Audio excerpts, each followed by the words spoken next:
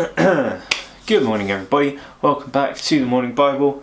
It is, what is it today? Monday? It's actually Saturday for me, but it's Monday today for you. So I hope you've had a good weekend. I hope that the plans that Boris has laid out for the country are good. I don't know, I haven't heard them yet. But this isn't about that. This is about Luke chapter 10, specifically verses 38 to 42, the end of the chapter. It's weird that we're finishing a chapter at the start of the week, but it's actually a really good starting point for the week, I think. So let's just jump straight into it. We are in chapter 10, verse 38. Let's go. Now, as they went on their way, Jesus entered a village, and a woman named Martha welcomed him into her house. And she had a sister called Mary, who sat at the Lord's feet and listened to his teaching. But Martha was distracted with much serving. And she went up to him and said, "Lord, do you not care that my sister has left me to serve alone? Tell her then to help me." But the Lord answered her, "Martha, Martha, are you anxious and troubled about many things? But one thing is necessary. Mary has chosen the good portion, which will not be taken away from her." So, Jesus has been on his way. We've just had the parable of the Good Samaritan, where Jesus has been talking to people. He's been challenging this lawyer, having this discussion with him. And Jesus has now continued on his journey, and he's ended up in a new village, where he has gone into the house of Martha, who lives with her sister Mary. Now, Martha and Mary both demonstrates two different ways of sort of approaching Jesus in this passage. I feel like I always end up having two things, and they're always in this hand and this hand, and I compare them a lot like this. But we're doing that again today. So we have Martha on the one hand, who, it doesn't say she's the older sister, but to me she always seems like the older sister, where she's the one who's going around preparing everything in the house. She's, cooking the food, she's preparing, the table, laying the table, making sure everyone's got teas and coffees, like just doing the general sort of hospitality stuff, and she's running around making sure all this stuff's perfect. Meanwhile, her sister Mary is sitting down at Jesus' feet, and it's his feet specifically, and Mary who sat at the Lord's feet and listened to his teaching. So why is this a key detail? Well, that was the way it sort of worked in the synagogues at the time, which is sort of the Jewish place of worship, the Jewish temple. The rabbi, the teacher, the priest would be stood there, and people would be sat at his feet learning. And so Mary is assuming that role of sitting at the rabbi's feet. Now, traditionally, this was a position that was for men exclusively. It would be the men who would sit at the rabbi's feet and learn. But here, Jesus has a woman sitting at his feet learning. And so this is fairly culturally subversive already. But it's also subversive in the sense that Mary is expected culturally to be going around and preparing the house for Jesus. She's, supposed to be doing the cooking, doing the cleaning, all the rest of it, making sure that everyone has a good time and being a good host. But instead, she's just sitting at Jesus' feet listening to his teaching. And so Martha gets angry about that. Martha, who's running around, worked up a sweat, she gets annoyed. And I feel like we can empathise with that to a degree. She comes in and she says, "Lord, do you not care that my sister has left me to serve alone? Tell her then to help me." So this is quite a rude response, really. She doesn't just ask Mary quietly to come and help. She comes in and she demands that Jesus tell Mary to come. Jesus is the guest in the house. It's like, have you ever been to a friend's house and then the family sort of gets in an argument and you're sat there as the guest just trying to be very quiet and not get involved, and then they try and get you involved? It's that kind of situation where Martha's angry at Mary and she tries to get Jesus involved. She's like, "Hey Jesus, tell her off for me, show her that she's doing wrong." But Jesus answers her, and he actually tells her the opposite. He says, "Martha, Martha, you are anxious and troubled about many things, but one thing is necessary.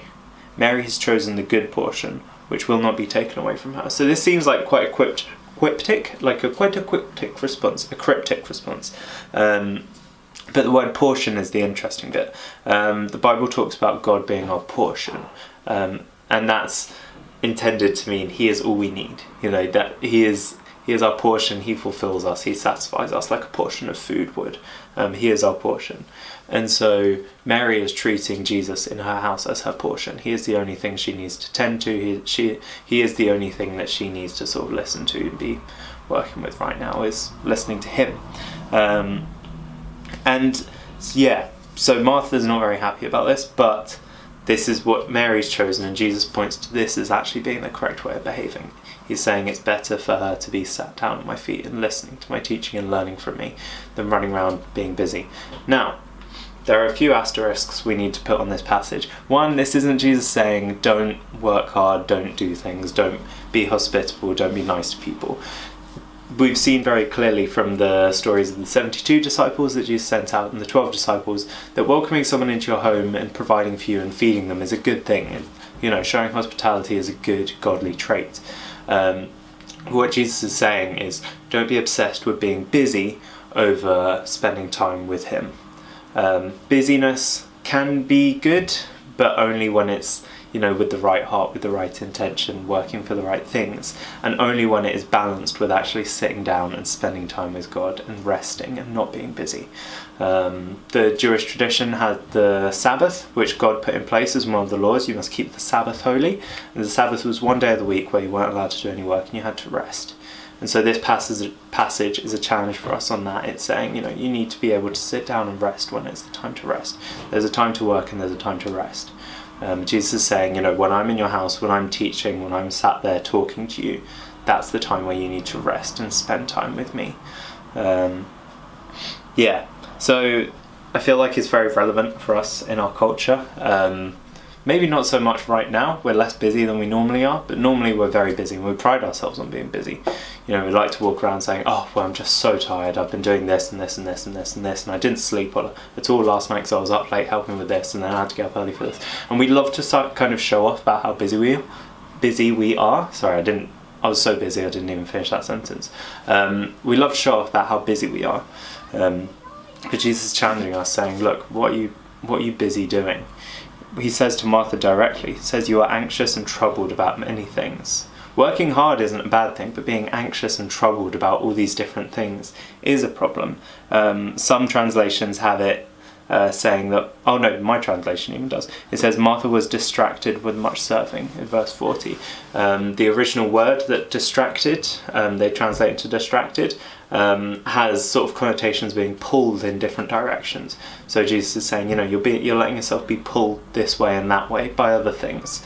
You're not paying attention to me, you're not spending time with me, you're not actually listening to me because you're too busy going and making lamb chops and, brewing all the different cups of tea. You're so busy doing that, you're not listening to me. And so, this passage is essentially just a challenge on that. It's saying, look, what are you busy doing? And are you too busy that you're getting distracted, that you're looking away from Jesus, that you're not paying attention to what he's saying, that you're not sitting down with him when he's trying to talk to you, that you're not sat at his feet serving him and listening to him and being humble before him? Are you priding yourself on being so busy, such a hard worker, that you don't spend any time with him? Big challenge for us at the moment as well as any other time. I'm sure people are still busy during lockdown, but try not to be, or at least try to have periods where you're not busy and where you're spending time with Jesus and where you get that balance, and make sure you're busy doing the right things. But we'll leave it there. Thank you very much for watching. I will see you tomorrow because it's the start of a new week. Much love. Bye.